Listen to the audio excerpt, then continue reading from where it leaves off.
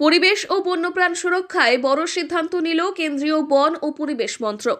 জলপাইগুড়ির গরুমারা জাতীয় উদ্যানের সীমানার বাইরে নতুন করে 278 বর্গ কিলোমিটার এলাকা ইকো সেন্সিটিভ জোন হিসেবে ঘোষণা করা হয়েছে ইতিমধ্যেই। এর ফলে বন্যপ্রাণীদের নিরাপদ বিচরণ ও বংশবৃদ্ধির সুযোগ বাড়বে, পাশাপাশি পরিবেশের ভারসাম্য বজায় রাখা সম্ভব হবে বলেই মনে করা হচ্ছে। তবে এই এলাকায় জারি রয়েছে কিছু কঠোর বিধিনিষেধ। সরকারি বিজ্ঞপ্তি অনুযায়ী মাইনিং, পাথর ভাঙা, নতুন শিল্প স্থাপন, জলবিদ্যুৎ প্রকল্প ও কাঠের মিলের সম্প্রসারণ নিষিদ্ধ করা হয়েছে।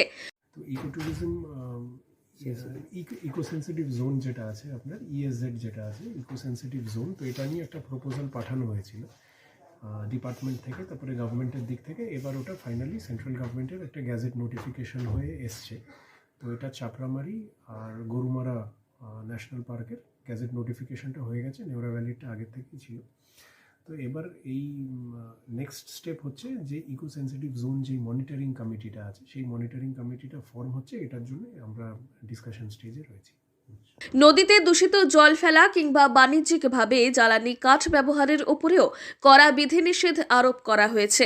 এই সিদ্ধান্তে লাটাগুড়ি, ধূপঝোড়া, রামসাই, নাগরাকাটা ও মেটেলির পর্যটন ব্যবসা কিছুটা প্রভাবিত হতে পারে।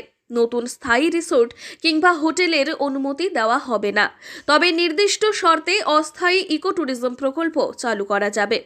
ইকো সেন্সিটিভ জোনের মধ্যেই গাছ কাটতে হলে বন দফতরের অনুমতি বাধ্যতামূলক করা হয়েছে।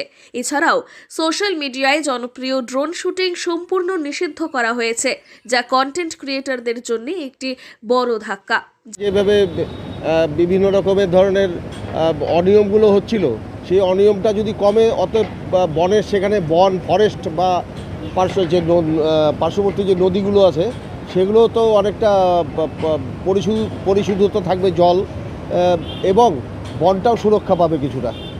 এবং এলাকায় যেসব উপদ্রবগুলো ছিল বিভিন্ন মানুষের, যেখানে সেখানে যা কিছু করা, এই জিনিসটা তো বন্ধ হবে এবং সেটা হওয়া অবশ্যই।